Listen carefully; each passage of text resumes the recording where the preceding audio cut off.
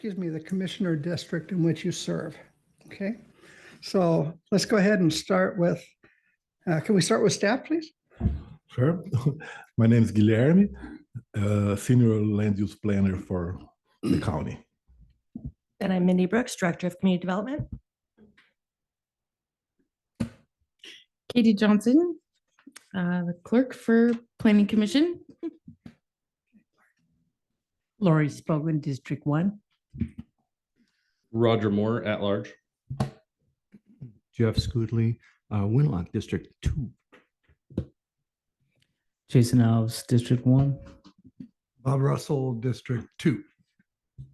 Gretchen Fritsch, District 3. I'm in Packwood. And Frank Corbin, District 3. Okay, so prior to tonight, the commissioners received the agenda for today, and the agenda is displayed on the screen. I would entertain a motion and a second from the Planning Commission to approve the agenda. Make that motion. Thank you, Bob. Second. Thank you, Jason. Okay, it's been moved and seconded to approve the meeting agenda. Any discussion? Okay, hearing none. If all in favor, please say aye. Aye. Aye. Aye. Aye. Hi. Aye. Motion passes 7-0. No need to ask for nays because it's unanimous. All right, prior to tonight, the commission also received the meeting notes for the November 12th, 2024 meeting. Are there any corrections or recommended edits to the meeting notes? Okay, hearing none, I'll entertain a motion and a second from the Planning Commission to adopt the minutes as presented. I'd make that motion. Thank you, Bob. Second. Thank you, Jason. Okay, it's been moved and seconded to approve the meeting minutes as presented. Final chance for a discussion. Okay, hearing none. All in favor, please signify by saying aye. Aye. Aye. Aye. Aye. Hi. Aye. Aye. Motion passes 7-0. Thank you, everybody. The next item is public comment. I did want to give some instruction tonight in case anybody came here with the intention of providing public testimony. This is not the meeting in which to do that, but you're more than welcome, all of you, to provide public comment on any subject that you wish to talk about tonight. This is not normally a time, however, where the planning commissioners will respond to you and engage in a back and forth. There will be a time for public testimony, however, on this subject at the January meeting, and you'll hear about the January meeting date and time later in the meeting. So I just wanted to make sure that everyone understood that. All right, so has anyone, Kate, signed up for public comment, or is there any hands raised in Zoom? Any participants yet? Yes, there is one person who would like to provide public comment in the room. Okay, and no one on Zoom? Nope. Okay, all right. You will be called upon then and have 3 minutes to provide your public comment, and I believe Kate will have some instructions on that. I will call on people one at a time. You will have 3 minutes to provide your comments. Please begin by stating your name. Once you begin speaking, I will start the timer, which will be displayed on the screen. I will let you know when your 3 minutes are up and you need to wrap up your comments. Okay.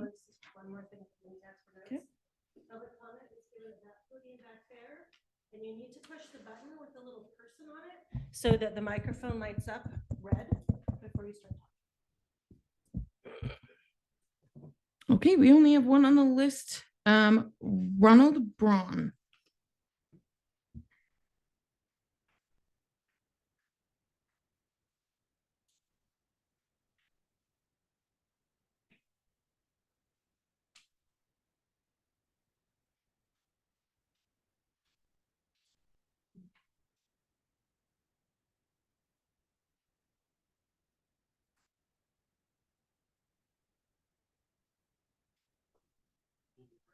Yes.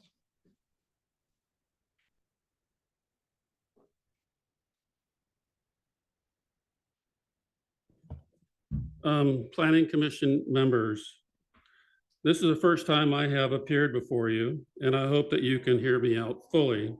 I'll be available for questions after the meeting. I do have unique qualifications of being in the construction industry for 45 years, 21 of which I worked for city government review and inspection staff. Of that 21, I worked for 20 of those years in the national code development process. I have had the opportunity to do both planning and public works reviews as I was instructed. I also have familiarity with SEPA, long plats, short plats, boundary line adjustments, setbacks, and environmental reviews. I've read the staff report. There is much written about wetland studies and their enforcement.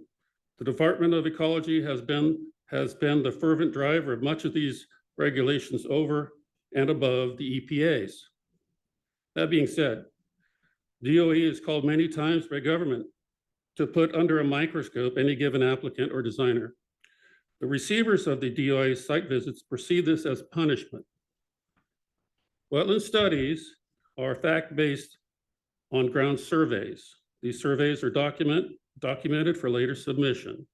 Based upon these ground truths, one can assess how important the wetland is or whether it is a wetland. Clay soils do not necessarily mean that there is a wetland, as the same soils type supports grasslands for much of the farm industry in Lewis County. It is only when there are depressions or sheet runoff on the land that happens over years that a hydrate condition can occur. This can give conditions that support some wetland plants. To classify a wetland, size and quality of the wetland must be established. To say that a wetland study is above any planner's comprehension is absurd, as they can ask questions about these studies during the review cycle. Hiring third-party consultants to remove the county's fingerprints from the review process and oversight does not equate to being responsible directly to the applicant and adds additional costs. The recommendation in the staff report does not say why a change in producing wetland reports is necessary, as there is no reasoning statement. The staff report has a punitive undertone, as the RFQs are used to discriminate against qualified applicants because a four-year degree or Washington State license is desired. I would ask that the definitions section attached to the staff report remain unchanged unless reasoning could be established and vetted. United States Army Corps of Engineers define wetlands at the highest government level. It is the Clean Water Act Please wrap up your comment. That is 3 minutes. that provides an enforcement tool. These elements are vegetation, hydric soils, and hydrology. The above elements can be checklisted for staff to follow. There are cases whether they need to have outside study, but that should be extremely rare. All other reviews should be done in-house. Qualification is the key, and the type of study and thresholds need to be known. Thank you. Staff- We're going to have to ask if you could please, is there anyone else in the audience that plan to provide public testimony? Or public comment, sorry, public comment. Okay. All right.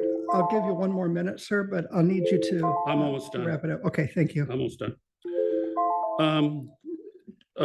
Staff can easily follow a checklist, and I would recommend that all your design professionals participate in the development of this master checklist, as this checklist should be available to the public and staff training should be ongoing. Secondarily to the checklist, a review timeline needs to be adhered to. Fees have been increased significantly this year, so staffing should not be a problem. Additionally, there should be a mindset to get to a yes. This requires staff to be proactive in the development process and work with applicants and SMEs to get to this completion. Since a wetland study is not an exact science, there's lots of rooms for adjustments, especially when someone is trying to improve their property. For example, this could mean an allowable encroachment into a buffer in trade for wetland improvement. Higher questions the county could ask itself are, do we want development? Can we depend upon to follow through development process? Okay, thank you very much. That's it. I would request, if you don't mind, if you could provide a copy of your, You want this? yeah, public comment, and then we can You want maintain it? that on file. Yeah, thank you. Thank you.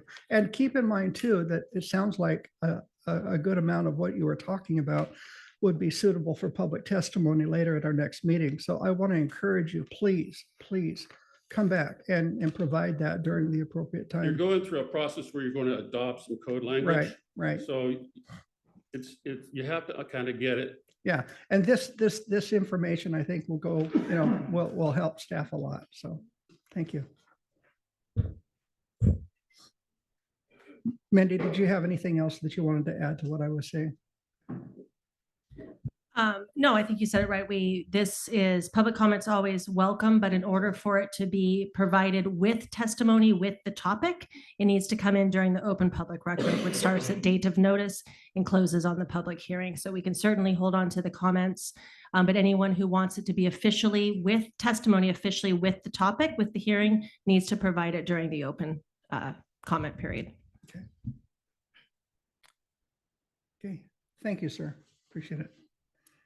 Okay, moving on the agenda then, the next item is the 2025 docket. Mindy? Thank you, Mindy Brooks, Director of Community Development. So on the first meeting in January, you guys will need to adopt the docket for 2025. So this is a presentation on your docket. The first almost 3/4 of the year is solely the comprehensive plan periodic update after we finish the qualified professional.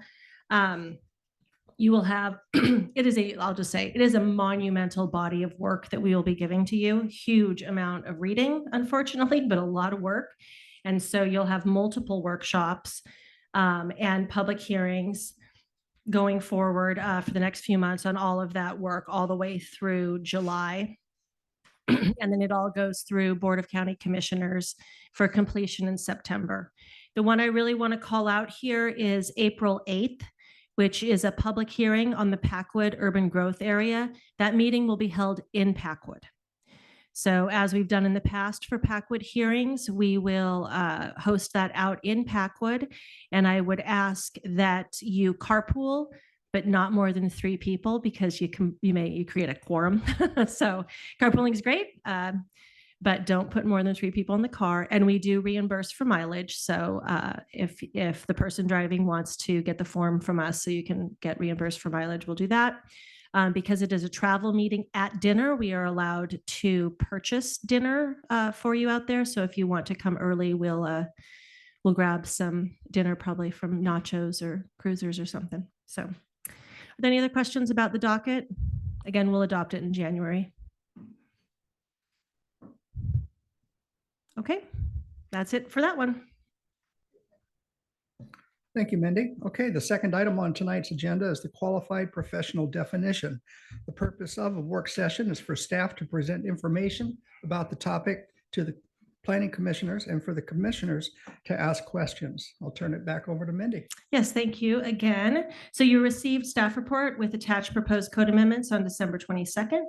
The proposed amendments to the Lewis County Code were in the attachment to the staff report. The staff report with attachment is also posted on the webpage for the public. We have an email list of people who asked to receive notifications about Planning Commission, and a notice was sent to them last week with a link to the materials. This presentation is an opportunity for staff to review the proposed changes with the commissioners and for the commissioners to ask questions. A reminder again that public testimony will be taken to the public hearing, not here tonight. The hearing is tentatively scheduled for January 14th.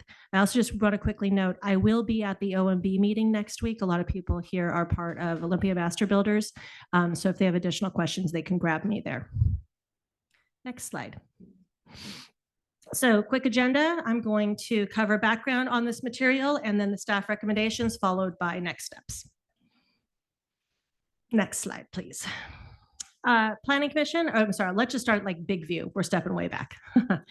Planning Commission is responsible for reviewing ordinances that implement the Lewis County Comprehensive Plan and the Shoreline Master Program. Part of that implementation are our development regulations. Specifically, this is related to the Critical Areas Ordinance, which is underneath of the Growth Management Act for the state, which is part of our comprehensive plan. That is the topic of tonight's discussion. Next slide. When a stream or wetland is altered, it can pose a significant risk to property on site and off site. To avoid inadvertent impacts to streams and wetlands during development review, the applicant needs to provide a report completed by a qualified professional that accurately maps the location and correctly classifies the stream or wetland. It is incumbent on Lewis County to ensure that streams and wetlands are delineated and classified correctly to protect public and private property. This is also important for the county to maintain compliance with the Washington State Critical Areas Ordinance. Next slide. Lewis County Department of Community Development has 3 planners that review all the development applications across the county. These planners are generalists. They are not specialists. They rely on qualified professionals to provide accurate and correct information regarding the location and classification of streams and wetlands. If it is not clear to a planner that the Lewis County Code requirements are met, they can send the report off to third-party review. Today, we use the Washington State Department of Ecology to perform that third-party review. We are hiring on-call consultant to provide that starting next year. Hiring on-call services will increase efficiency and allow the county more oversight. However, we will have to charge a fee for that. Department of Ecology is a free review. On-call, we will need to cost recover. However, by requiring a minimum of a bachelor's degree in a appropriate field like biology or ecology, plus a formal certification, we will be able to reduce the amount of reports that we have to send to a third-party review because we will have assurances that those people do have the training and qualifications to complete those reports. Next slide. Wetland delineations in particular need a strong knowledge of plants, hydrology, soil science, and ecology. A bachelor's degree helps to ensure that the person has the necessary base knowledge. There is a national certification that Washington State does recommend be used as meeting all the qualifications that is underneath of the Critical Areas Ordinance. That's the professional wetland scientist. But we would certainly accept any other certification from a local college, and there are many. It is also important that the person doing the assessments have experience implementing those current wetland rating system, and they should get continuing education credits to make sure that they are staying up on industry standards. A final important change to the language is that if a consultant repeatedly turns in poor quality work, if there are many errors in the work, we then would have the ability to disqualify that consultant from turning in the information, even if they meet the qualifications, because we found their reports to be incorrect frequently. The minimum qualifications help assure that we receive accurate reports that meet the law, but it doesn't guarantee that they will be accurate. Let me scooch out on my notes here. In addition, when we have reports that come in that are wrong, we end up with a lot of back and forth, which really delays the situation. So as much as we can do upfront to ensure that we're getting quality reports to begin with, the fewer back and forths we're going to end up with applicants, which just delays their permitting process. We want this to be as efficient as possible. Let's move on to the next slide. Oh, wait, I'm sorry. There's one more point. I missed one point on that last one. Sorry. It doesn't just have to be the person. We want to make sure that people can enter into this field and get the credits and the training that they need to have. So if there's a company that has qualified professionals and they hire a new person who doesn't meet all of them, that person can begin to do that work as long as the company itself has people that meet that. That we assume that in that scenario, the person with the qualifications is reviewing that report before they turn it in. That's important for a company to maintain their credibility. So we want to ensure that people have that opportunity there. Okay, the next slide. So what about people who've been working for the county for a while and they've been submitting wetland delineations and they won't qualify after the change to the definition? We will absolutely continue to accept their work. We're not telling people to stop turning in materials to the county. We're hiring on-call third-party services so that we have more oversight. And we will determine, again, if we need those to go to that third-party reviewer to make sure that the reports meet the county codes and laws that are in place. We will not be allowing new unqualified people to provide wetland delineations, again, unless if you are a member of a company that does have qualified professionals. We're going out for that RFP to hire that third party here very shortly. We hope to get that person on in the new year pretty quickly, or that company on in the new year. One of the requirements in that is that that person or company cannot perform wetland delineations and stream assessments in Lewis County for development, right? Because that would not work out well. So they would be barred from submitting reports if they're doing a third-party review, and that is part of the RFP that is going out here pretty soon. In addition, to assist people in finding qualified professionals, we will be creating a list. In spring, we will do an RFQ where we will ask people to submit their qualifications, and we will be developing a list of qualified professionals so that when someone calls and asks us who can do a wetland delineation in Lewis County, we can send them the list. Right now, we're sending Pierce County's list to people, but we would like to have our own list that we do that with.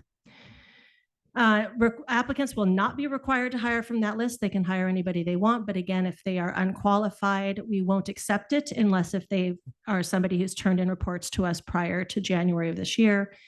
And everybody is always subject to third-party review. Next slide. So I pause in a second for questions from the commissioners, but before I do that, there has been some talk that we are already implementing these amendments. That's not true. We can't implement these amendments until they're approved by the Board of County Commissioners, not by you guys, as you're well aware. The current regulations allow us to use third-party review, and we do that because, again, planners are generalists, not specialists. So when we see anything that looks like a concern or an error, we send it off. We use Department of Ecology right now. We will be moving to third-party. That is currently allowed. We accept wetland reports from anybody who meet our current definition of qualified professional. Again, this is the process we use today. This is what we utilize. What's changing is that definition. And again, we'll be implementing when the Board of County Commissioners adopt the amendments. So I will pause there for questions from the commissioners, and then I'll give you guys the next steps. Commissioners, anyone? I've got quite a few questions, but one of them would be, is certification the same as a license? There is no license for doing wetland delineations. There's a national certification, and then many colleges provide certification as well. And then could you give me an example of an error, maybe one or two errors that the state sends back on a report? What are we talking about? A measurement error or a? It varies greatly. There were a couple of site visits that were done recently where the report said there wasn't wetlands and there were wetlands, or the wetlands were in significantly different location. That's really problematic for an applicant, because if they've started to design something and it's found that there's a wetland there, then they have to redesign. So having that accurate information up front before we get to the step of a site visit is pretty important. Okay. Somebody else? Jeff? Yeah, I didn't notice any reference to buffers or setbacks in this. Where do those come in? Those actually come in the wetland regulations themselves. This is just a change to the definition of who may provide the reports to us. Right, but who sets the boundaries of those? The wetland buffers are set in the critical areas ordinance within our code, and we're not changing them. But who goes out in the field and says, this piece of grass is wet and this one is not? The qualified professional has to follow the delineation regulations that are in our code, which also reference the Department of Ecology and U.S. Army Corps of Engineers for determining where the wetland itself is. And if a client disagrees, what are their options? If a client disagrees with the county's determination of where the wetland is, and they can appeal that to the hearings examiner, and then from there it can be appealed to the state Supreme Court. So it has to go all the way to the hearings examiner before they have a chance to say, no, that's not right?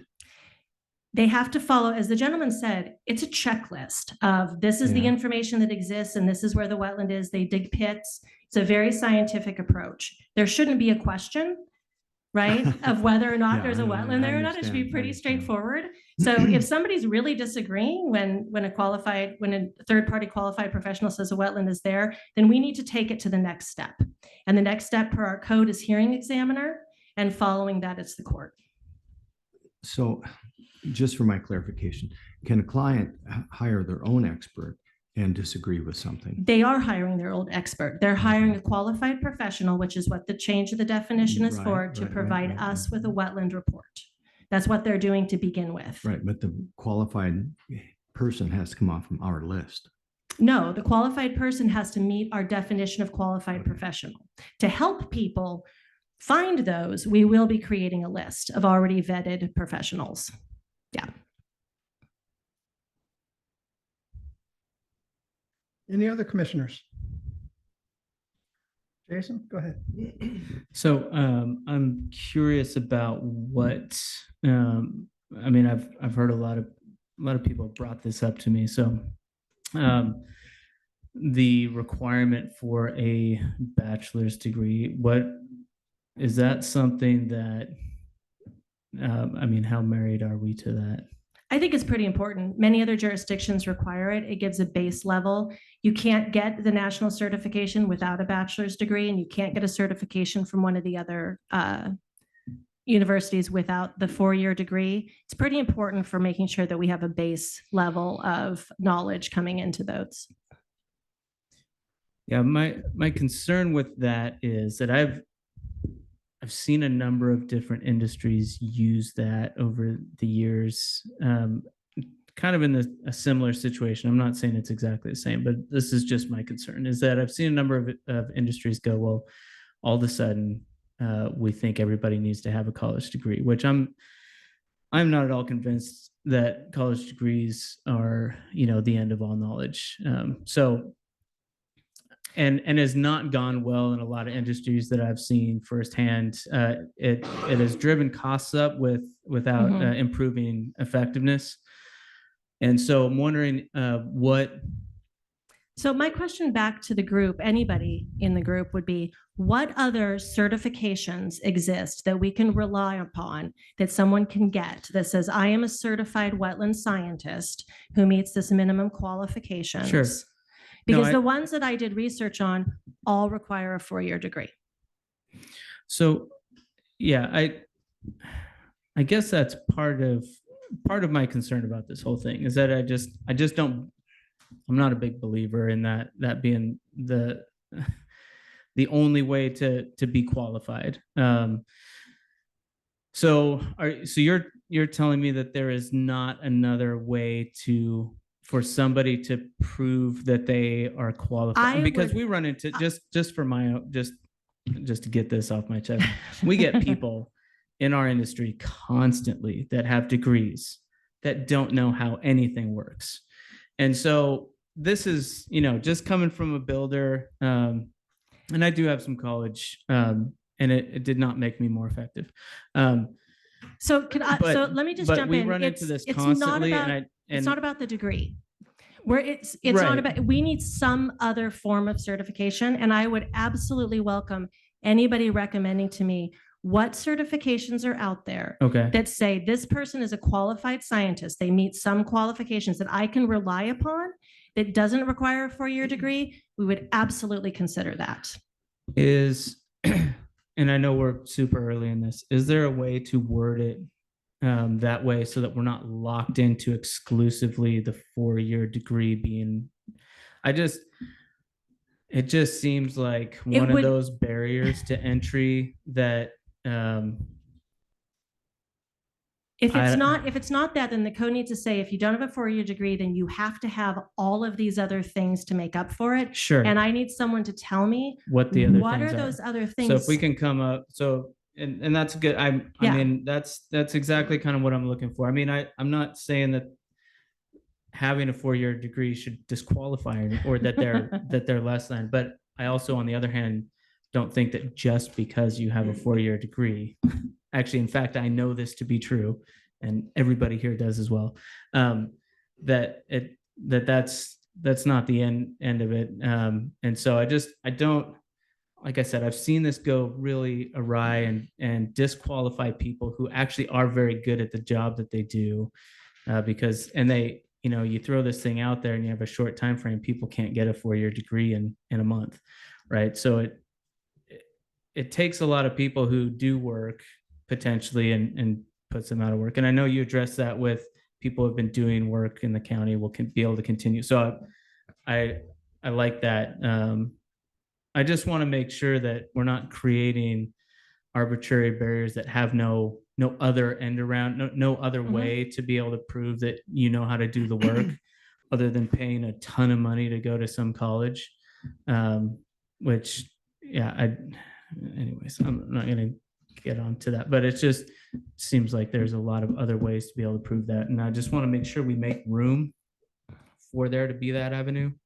Absolutely. wording. I need someone to tell me what those other avenues are that will result in us feeling confident that the material that is being gotten to us is likely to be accurate, right? Yeah, no, And so it and I needs get to be the, something. yeah, and there's obviously massive cost to getting it wrong, and I mean, one of the things we talk about all the time, I talk with people about all the time is, we're always talking about trying to get more housing in this area for people, but we keep putting in barriers, both cost barriers, and so I just want to make sure that this isn't one of those times where we get stuck on a thing, and just I want to make sure we have room so that we get it right. I don't want to be the be right crowd. I want to be the get it right crowd.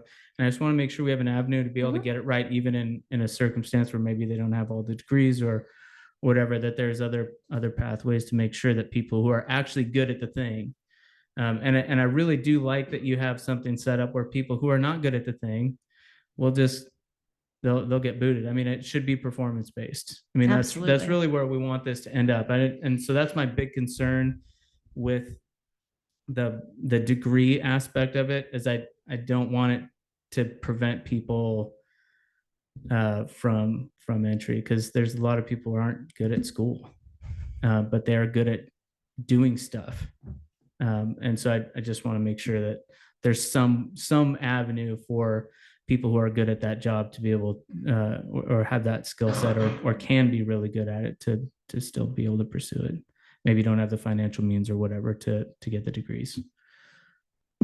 Thank you, Jason. Jeff? Yeah, I was just wondering, is there a licensing process such as other industries have? No, there is no wetland license process. And why is that? I don't know. The state doesn't have one. The state does have licensing for geotechnical, for other things where you can be a licensed engineer. There is no state licensing for wetlands. Yeah. And I mean, that's not something they can do anything about, but for everybody who's in the industry, maybe lobby for that, maybe some sort It would be great if the state had a licensing program, because then we would just rely on that. I have a lot of licenses and they're a pain in the butt, but my continuing education calendar is stupid. But yeah, there's a lot, I mean, in the industries that I have licenses in, there's a lot of people who have degrees who are horrible at the work.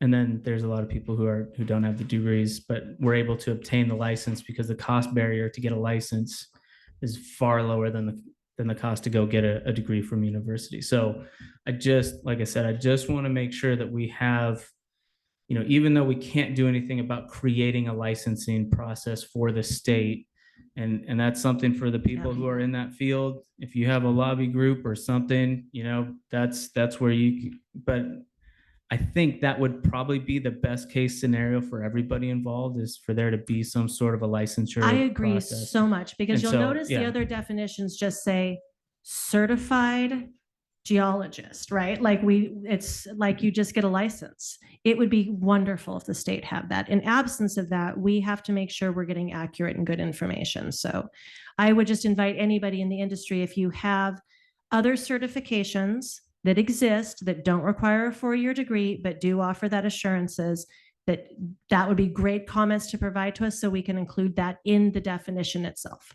Yeah, and just so this is out there, what's the best way, if they're aware of something like that, to get that information to us to consider? Email me. Just email Mindy Brooks. Email Mindy. at- Mindy.brooks@lewiscountywa.gov.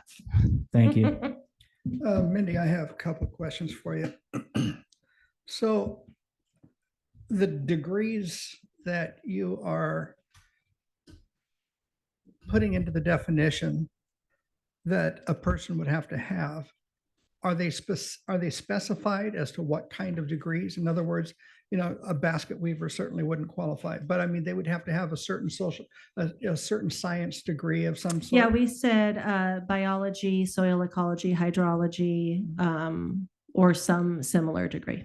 Okay, so are this, based on what you know of those courses of study, are they broad enough to, for any one of those degrees then to take on the full spectrum, of, That's why an additional certification is necessary. Yeah. But a degree gives you a base level of knowledge. Mhm. It doesn't give you what you need Mhm. to do the work, which is why the definition that we've provided says a bachelor's degree plus either the national certification or a local certification.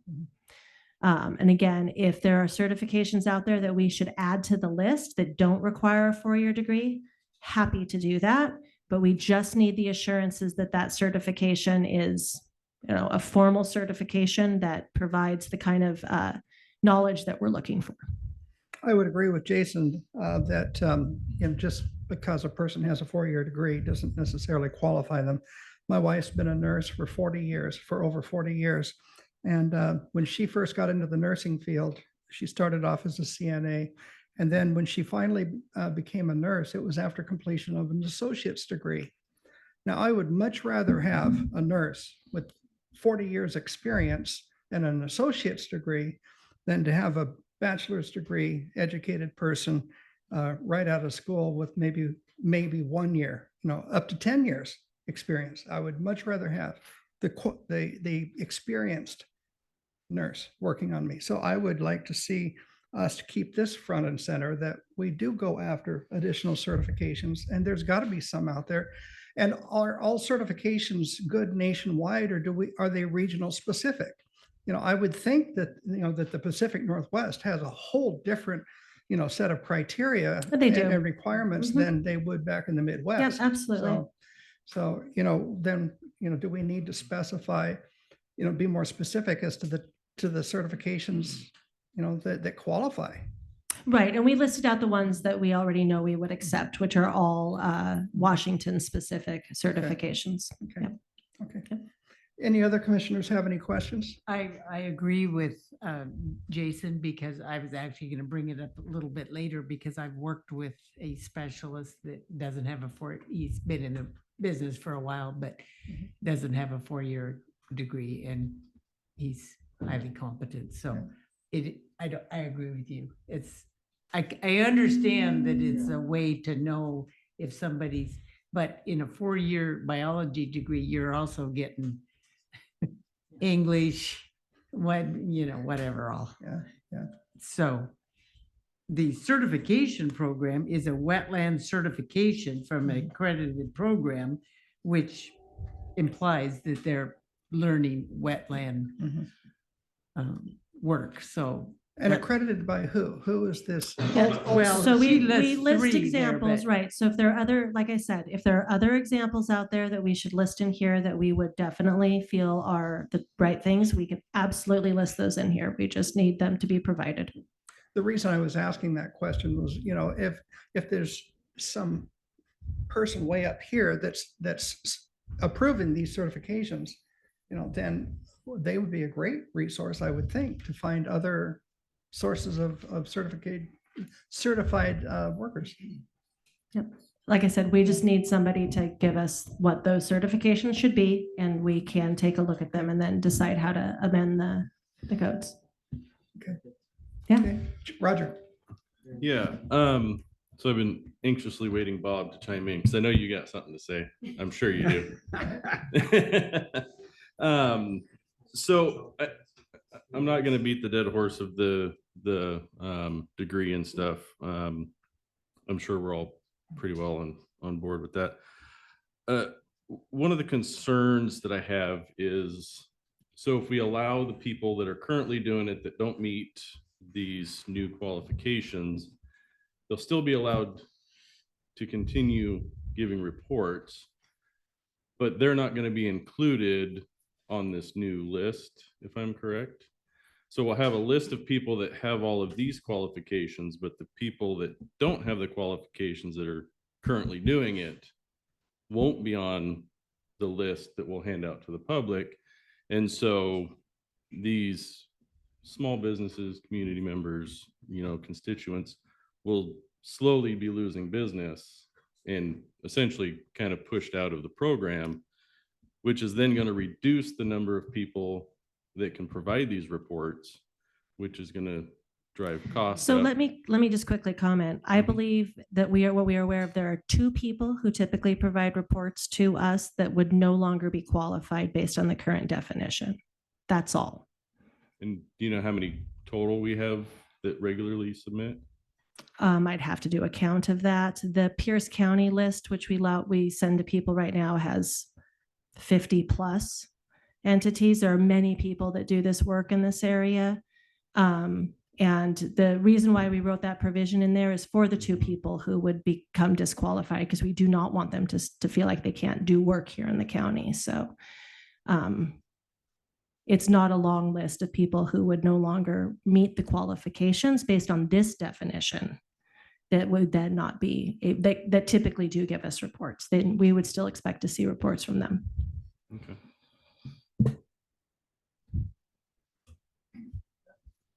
Yes, can someone that may not have a 4-year degree get certification with background and experience? Not the ones that are listed, which why I'll say one more time, please, if you have other certifications we should consider, please send that list to me. Okay, Bob? I do have a lot of things to say about this. I got my wetland certification in 2017 on the recommendation from somebody in the room who, when I asked, because I owned a bunch of wetlands and I needed to get them done. And I said, well, how hard is it to get a wetland certificate? And he said, looked at me oddly and said, well, you got to have a college degree. And I said, I got one of those. And he said, is it in a technical field? This guy's in the room. And I said, yeah. And he said, well, sign up for it. So I signed up for that class and then took all the ratings and turned in some reports. Man, there's a lot to say here. I mean, this stuff didn't start happening in Lewis County, my understanding, until about 26 years ago, when the mandate to do critical areas was pushed down to the counties. And Lewis County, although it wasn't big enough, they said, well, we'll take care of our own. And so they said, we'll set up our own program. And so they've set up a pretty good program. But then they had people like me slipping in. And I turned in a pretty good report. But I will tell you, my degree, I have a master's degree in aeronautical engineering. But I would tell you, it's not in biology. And I don't know plants. And I only had one college course in soils. And so I'm not a soils expert. I just hired one when I needed my stuff done at my house. So the last 2 reports I had, I turned in, and I'd turned in 10 or 20 that were good. And I got, people told me they understood what I was doing and things looked really good. But the wetland report, as stated by the state of Washington, which is not the authority, Frank, the authority is the Army Corps of Engineers. And you said where it comes from on high, and you don't get to argue about it. You do the report one way, right? And then you score it one way. And then you turn in your report. Well, that report in the state of Washington tells you everything you have to have, which I didn't turn in.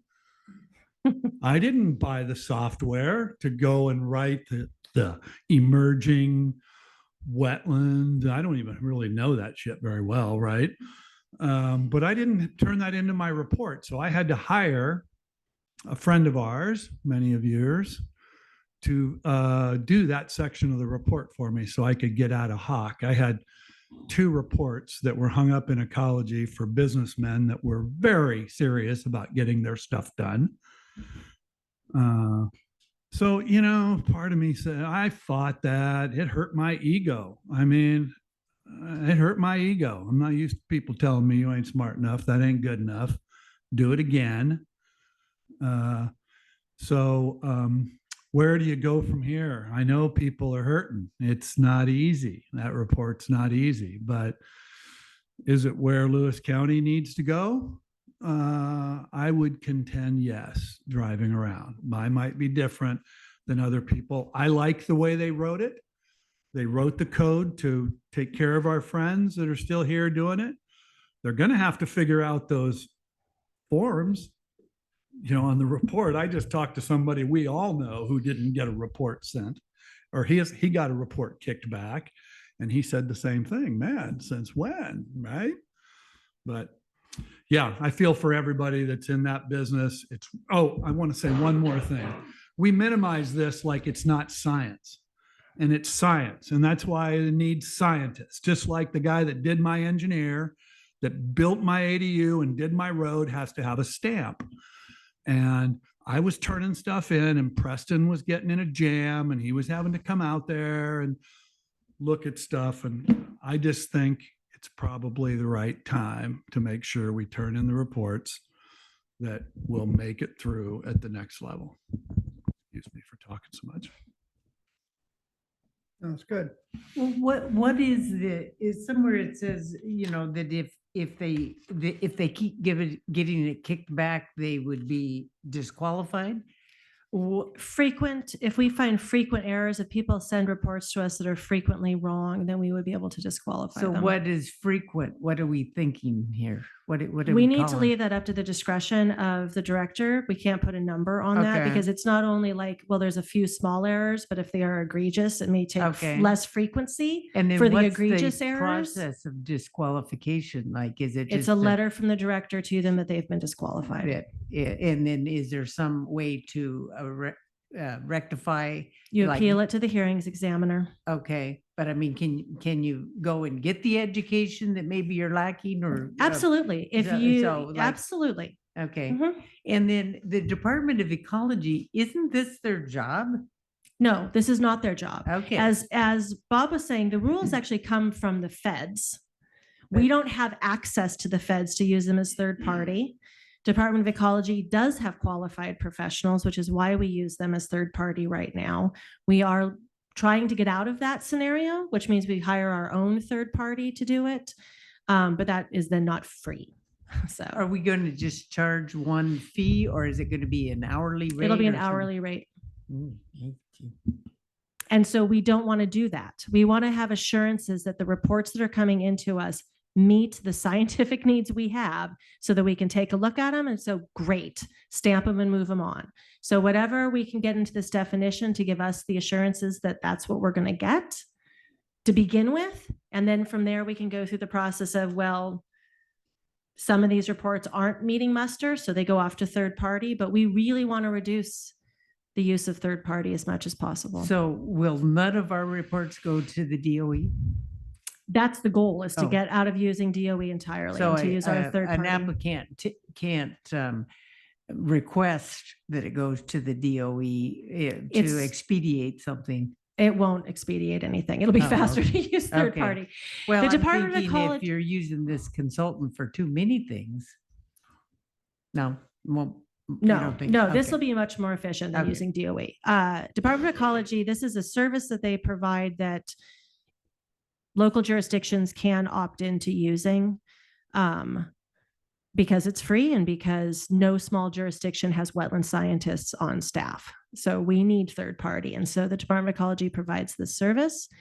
The only way for us to provide that service without DOE is an on-call process. And we do have to fee for that because we don't have the funding for that, right? Which is why we're using a free service, right? So there are only so many options about how we get that third party in there with the fact that our planners are generalists. We can't hire. Will some of them be reviewed by your planners, though? They will all be reviewed by our planners And first. the ones that they think that they understand, Yeah, the biggest thing that's an earmark for us real quick is you pull up an aerial and you pull up some photography and you're like, well, the plants you said that are there aren't there.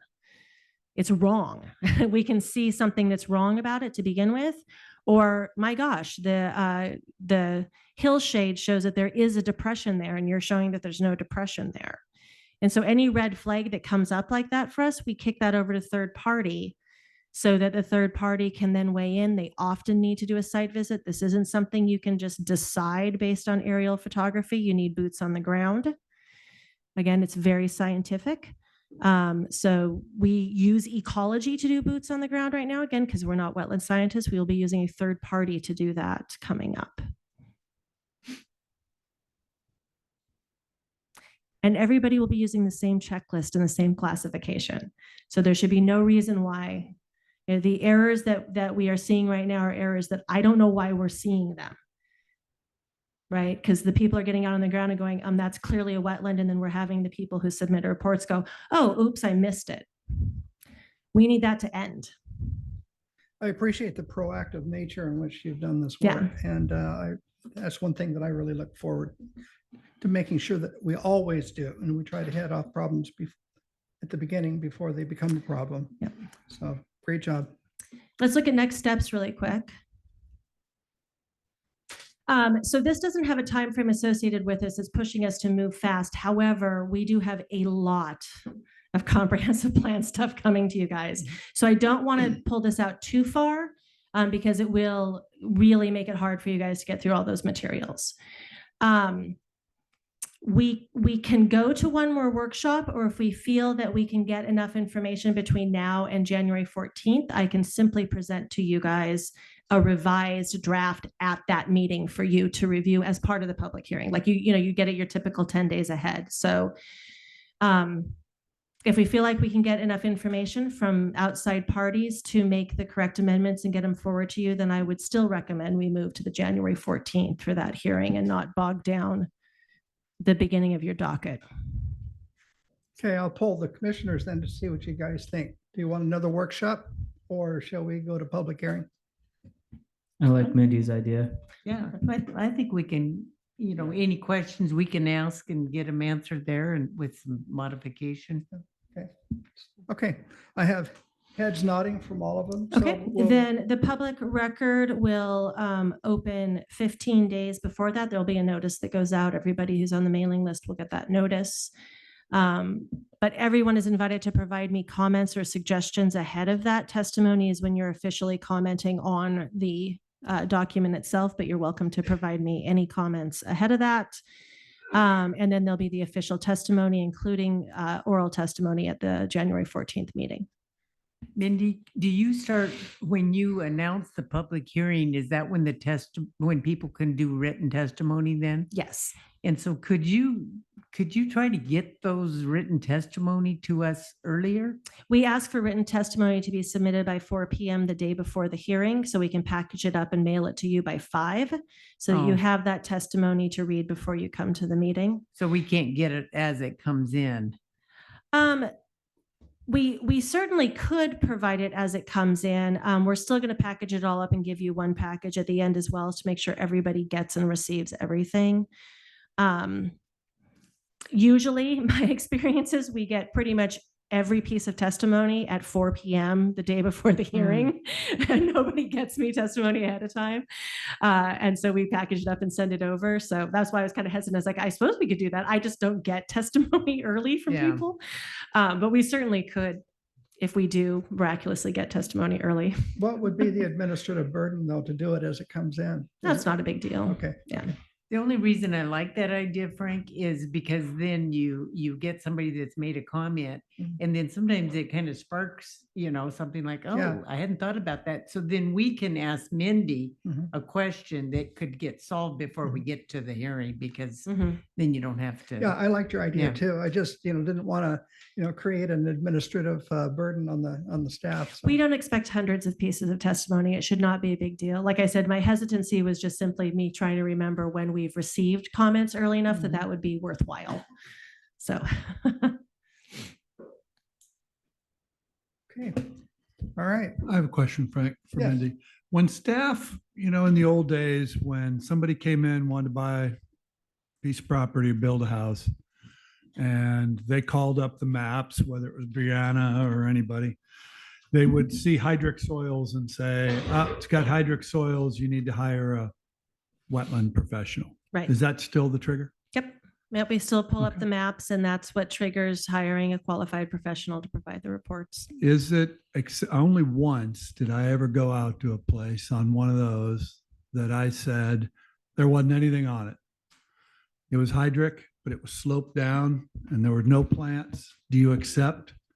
If we're going to get really good scientists, then we really need to take advantage of those people to reduce costs to people. Absolutely. Yes. One example before, might have been before your time, because I never got to do it. And that is when somebody buys 5 acres and the wetland is all the way on the other side of the 5 acres. In the old days, a guy could walk in there and delineate where the wetland is and pace off 150 feet and knock a stake in the ground and say, don't build your house any closer to that. And he would write a letter and say, this is the way we did it. But if you get a wetland on there and you have to delineate it, you're into the thousands now, you know, to do this question on the buffers. Like, I never knew this. You can't set your buffers the first trip out to a piece of property. So you got to go out there at least twice, because you got to go home and figure out what the buffers are. That's right.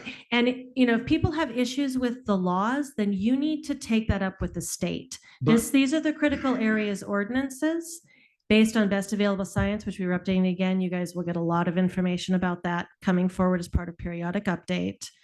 So we're complying with state law.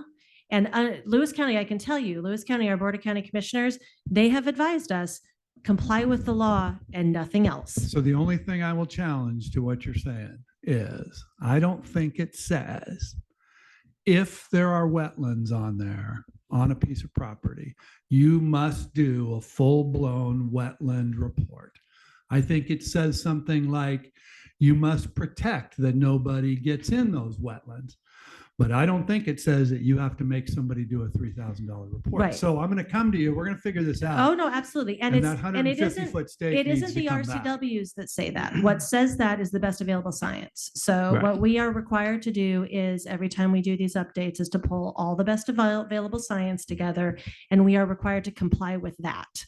And so it's a monumental body of work of what we have to comply with on critical areas. So you'll be seeing the new round of best available science. We won't be talking about wetlands because our laws have already been determined to comply with best available science, and it's not changing. What you will be seeing is stream buffers based on site potential tree height. I don't want to dive into it right now, but it is a whole new world of state law that nobody, I'm going to tell you on the record, none of us want to have to comply with, but we have to. So if people have issues with the laws themselves around protecting these outside of our conversation of how we qualify, how we define a qualified professional, those need to be taken up with the state, right? Because we have to comply with the state. We don't have a choice. So please work with your state legislatures. I know I do all the time. You've got a rep back here who works with the state legislature all the time with OMB. If you want tips on how to do it, and work with them. Because things like site potential tree height, not good for development. Yeah, I'm not disagreeing with you. Yeah. One of the things that you said is we have to keep up with increases in technology.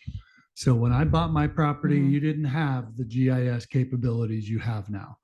So now that we have these GIS capabilities, we ought to utilize those to drive down costs, not use them to trigger increases in costs. I agree. So let me finish.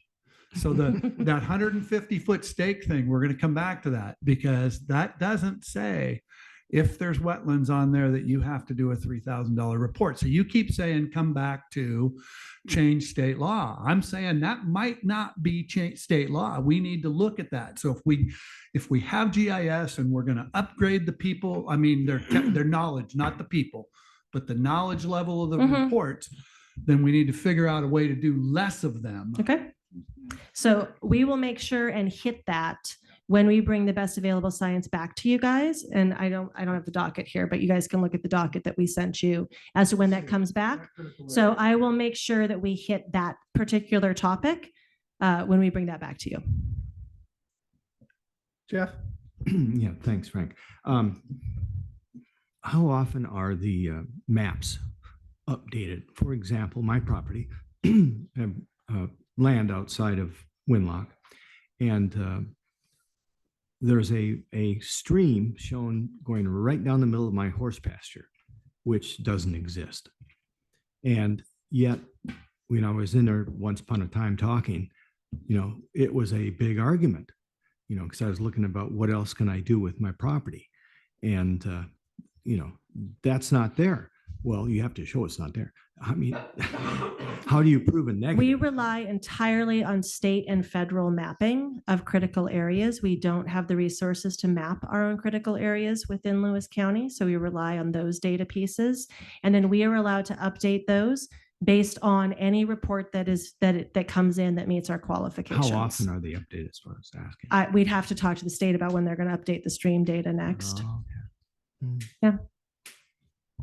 When you're in a small jurisdiction, you know, in terms of staff, we don't have the resources to maintain the data. I come from a humongous jurisdiction. We maintained our own data. We don't do that here. We can't do that here. We have to rely on other agencies to provide that information. I appreciate you asking that question because I was curious, you know, about the map updates and how to get that done. So thank you. Mindy, But we for answering. update on a case-by-case basis. So when Yeah, you I was- provide a report, we update that report. I was going to say the answer to that is when there's a stream that doesn't exist, you hire somebody to tell them that it doesn't exist, And we then- change the then map. they update it. Yeah. That's Yeah. how that happens. Yeah. That's right. Okay. A The lot. DNR used to come out and do it, but they also don't have the resources. Yeah. Yep. Okay. Yep. Mindy, anything else, Mindy? Nope. Okay, great discussion, guys and ladies. We had some great questions. Okay. Next item on the agenda is good of the order. And so are there any items from staff for good of the order? There are. I'm wondering if we want to take a 2-minute recess to let the room leave, because I don't think they want to talk about Planning Commission bylaws, which is our next topic. So I was thinking maybe just a short recess so people who are here just for qualified professional can go home to their families. Okay, and then we could break out the ice cream again too. Yeah, So, just take a short recess. all right. We are in recess for 2 minutes.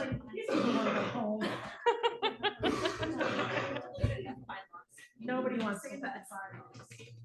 I'll tell you, I don't want to go necessarily, but I don't like the format.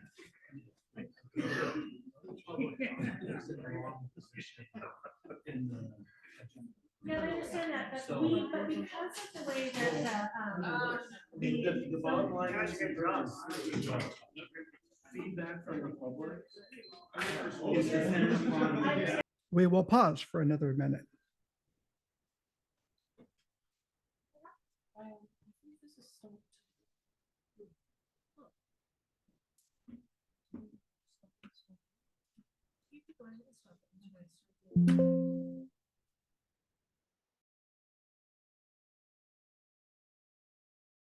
No, our janitorial services.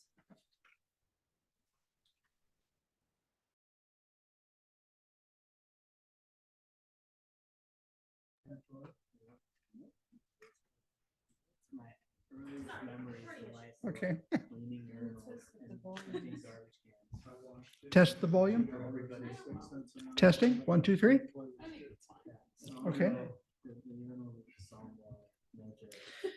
Okay, so we're going back to good of the order. Yes, go ahead, Mindy.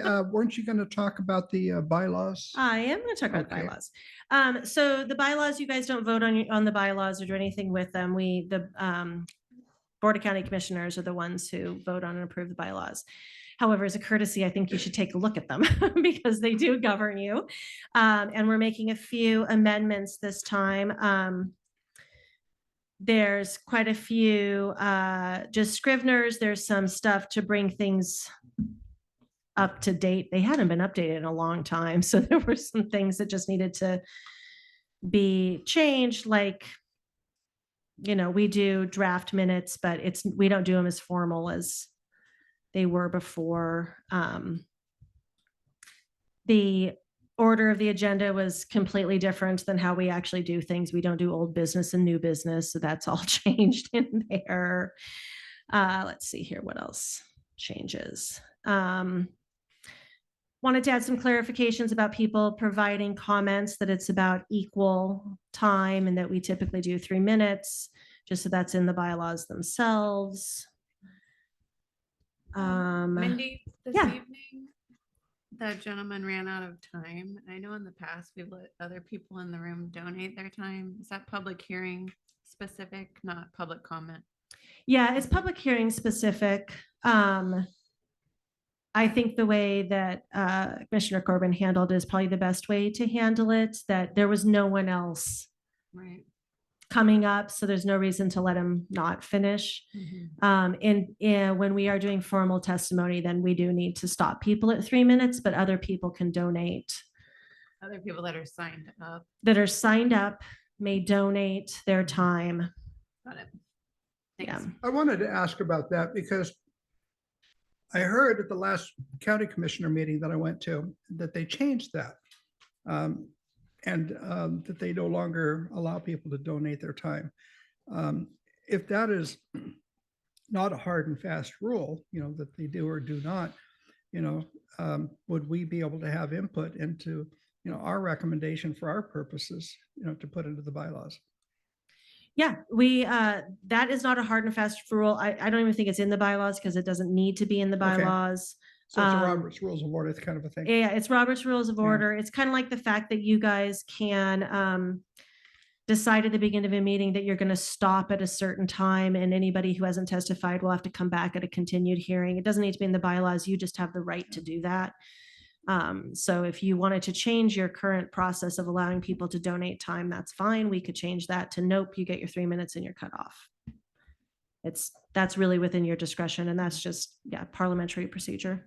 Also, Frank, I was part of a hearing down south this week that it was a city, but they started out by saying that they're not going to stick to any timeline going in if it looked like they needed to impose one. And it was, I think that was a hearing, but Yeah, if you should not allow people to talk an undefined amount of time because you will run afoul of the equal time law but under in the one like RCWs. tonight, where it didn't appear that we had that many people, I personally, I would have liked to hear that comment and without the ding dongs.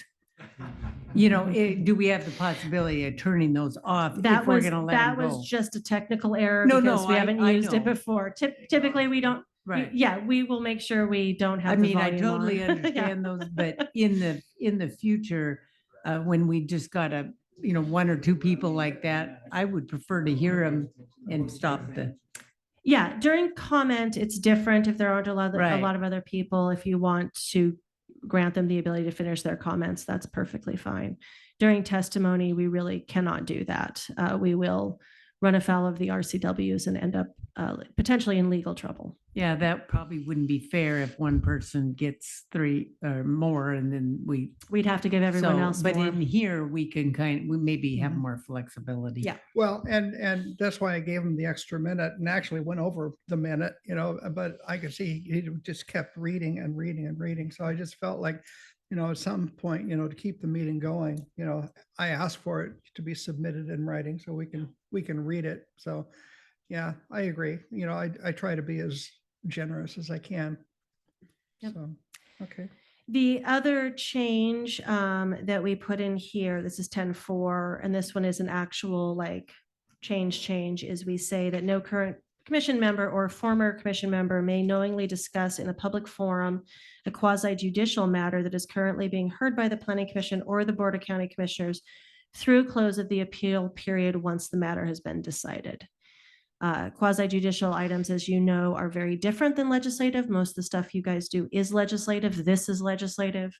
But when we get into those quasi-judicials, there is a lot of law around it. And so we wanted to clarify that even if you were to leave Planning Commission and those quasi-judicial matters are still open, that you should not be discussing them in a public forum until we're done with appeal. It just saves us any legal headaches going forward. So that is one specific true change. The rest of the stuff is very, it's not a big deal. Just kind of conforming to how we currently. So are there any other comments or questions or concerns? I know when I emailed you about it, my suggestion, having an outbrief for outgoing commissioners who might, be stepping down to go over the do's and don'ts after we leave office. I think that's a great idea. We do incoming, we do that. I think we can add that to our own internal process, that when you're going out, that we would do a similar exit interview, if you will. debrief or exit interview? Yeah. Okay. Anybody else have any questions? I don't see any red. Okay. Okay. Is that it, Mindy, for you, for good of the order? Yes. Okay. All right. Any good of the order items from the planning commissioners? Okay, Roger? Okay. So next week is the business week for like I guess it's a state thing, but Lewis County's doing it at the Centralia College for all of the high school juniors in the Centralia and Chehalis school districts. And so I'll be participating as a business advisor, but it's basically 4 days of couple hundred students getting together. They divide them into groups. They give them a business and they give them a bank account, and they have to make the business succeed. They have to market their product. They have to, shoot commercials. They have to make bar graphs. Like they have to full on. And so this is the first time I've participated in it. I've heard nothing but great things about it. I guess the state was facilitating it for a long time. Then COVID happened and things changed. So the group Kidding Around, local nonprofit, they picked it up and ran with it. This first year, they have their own software developed. So each company will sign into the computer and they will do quarterly budgeting and all that kind of stuff. So it sounds like a pretty neat program. So I'm pretty excited to participate in that. Cool, great. I've done it, Roger, and you'll learn more than they do. Anybody else? Gretchen? I just wanted to share that I had the pleasure of meeting with Commissioner Brummer he drove to Packwood to talk with me about STRs because I got a little red faced the last time I was down here about, it's just such a issue close to my heart and community that and he and I hadn't been able to connect about that. I had talked to Lee Gross prior to him stepping down as commissioner, but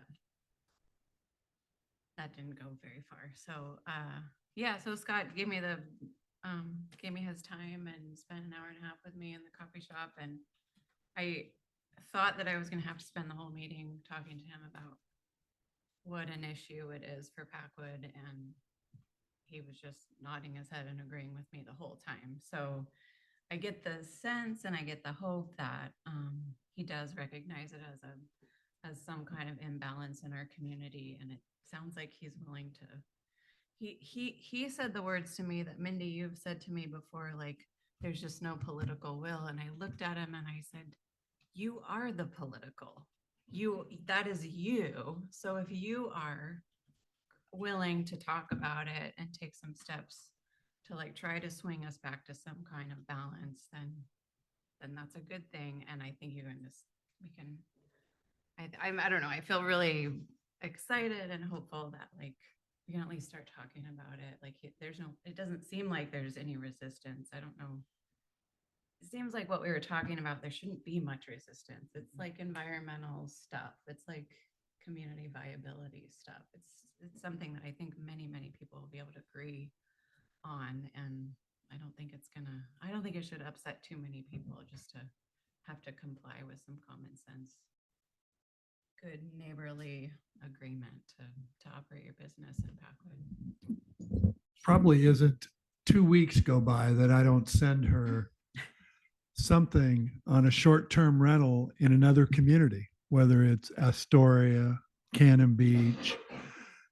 This is not inventing anything. We should be able to just implement something. So to me, it is political will.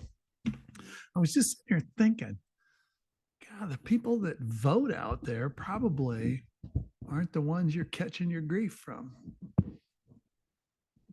Just make the decision. And yeah.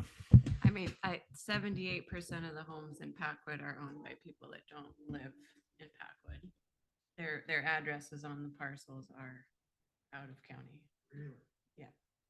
So I was like, well, you might piss them off, but they're not the ones that vote you into office. So, but I don't know. I mean, I don't know. Was quite shocked by that number as I was when I learned it. But yeah, so I don't know. I hope to talk with you guys about it more whenever it comes up on our. Gretchen, you should, if you didn't go to the last commissioners meeting, I don't know if it was today or yesterday. Maybe today. Oh, we had a commissioner meeting today and Yeah. yesterday and tomorrow. Yeah. Okay, well, I listened to the, recording of it because you had some representation from Packwood that was kind of talking a little bit about that to the. Oh, that was today. Rob Miracle came Oh. today talking about the assessed value of houses. So he was there today talking about that. You actually just made me think of something, Gretchen. Thank you. And thank you, Lori. Board of County Commissioners, tomorrow there will be a presentation that is jointly by the Discover Lewis County Blue Zones and the Packwood Trail Project, talking about the needs of the community for street improvements along Highway 12 and how important that is to maintaining a good sense of community while supporting tourism. So they're really going to be talking about how those things are not in conflict actually when you do them well.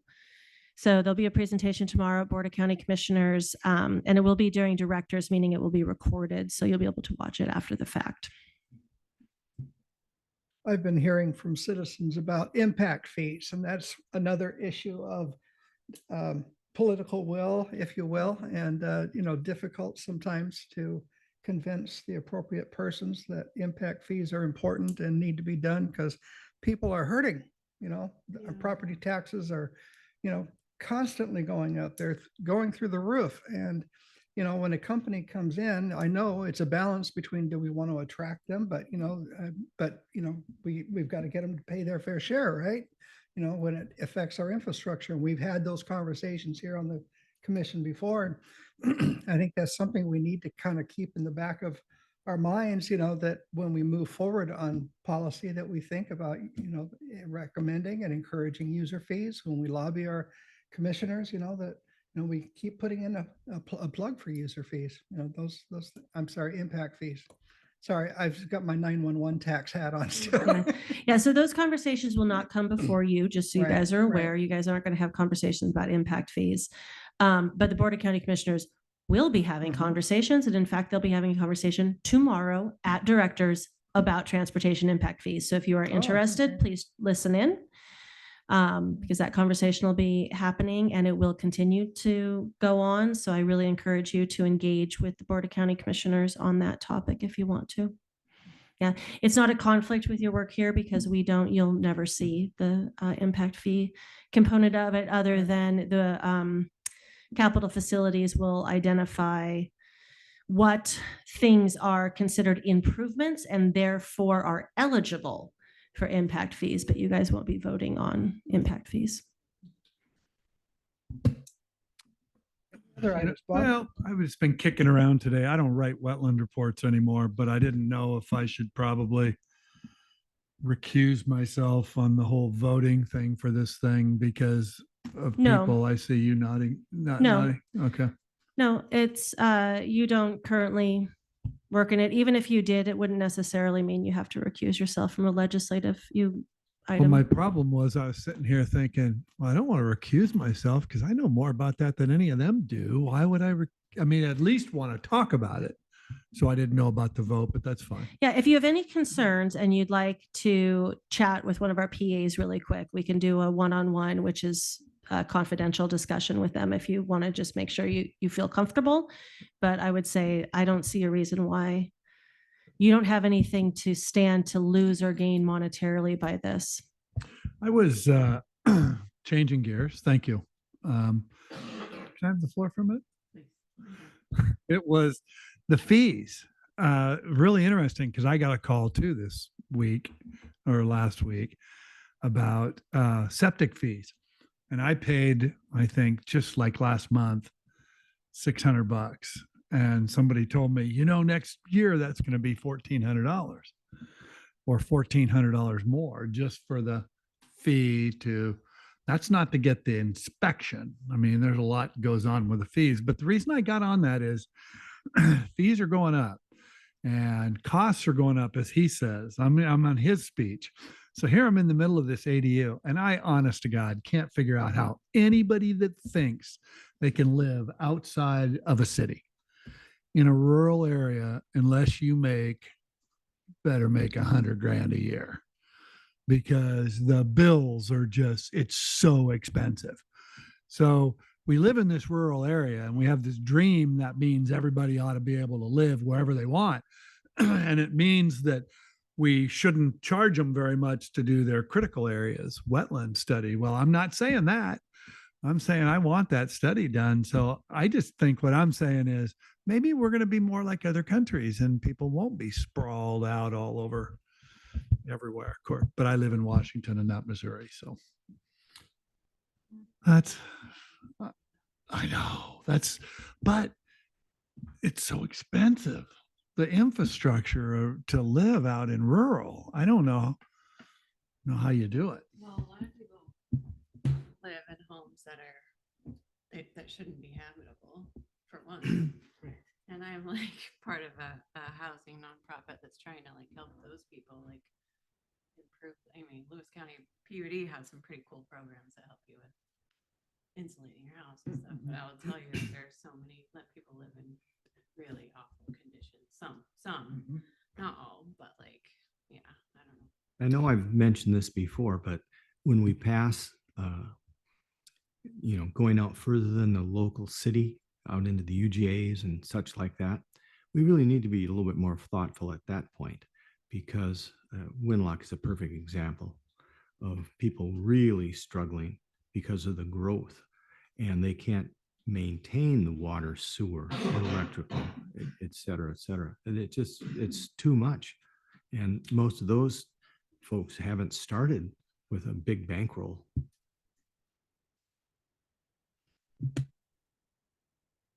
Anybody else for good of the order?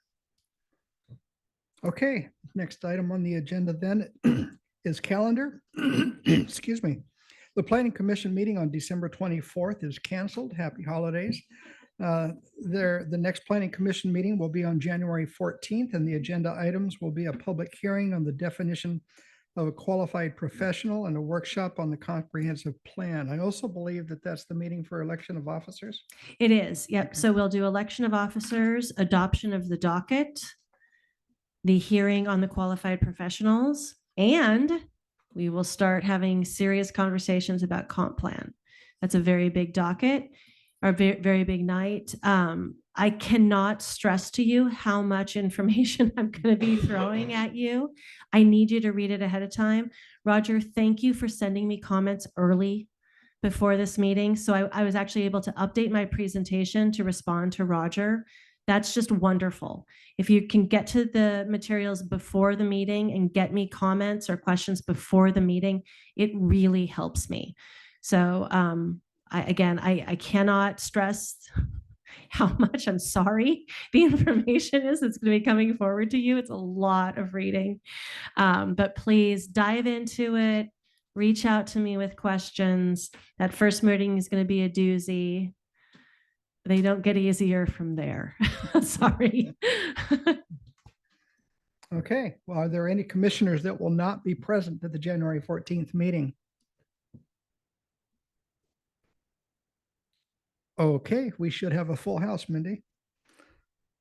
All right, are there any other calendar updates for us? Nope, just remember that we'll do that April 8th meeting out in Packwood. April 8th? Yeah, it's on your docket. Yeah. I will remind you many times. Yeah, I just wanted to get it on my calendar now, so I Get don't. it on your calendar, put in your commute time, plan on being a half an hour early. We'll grab some dinner for everybody. Okay, all right. Do we have a motion to adjourn? Motion to adjourn. We are adjourned. Thank you, everybody.